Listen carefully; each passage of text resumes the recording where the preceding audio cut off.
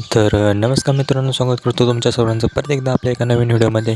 तर हो, आजच्या व्हिडिओमध्ये तुम्हाला जी पण PLP फाईल दिलेली आहे त्या PLP फाईलची लिंक तुम्हाला आपल्या कमेंट बॉक्समध्ये भेटून जाईल.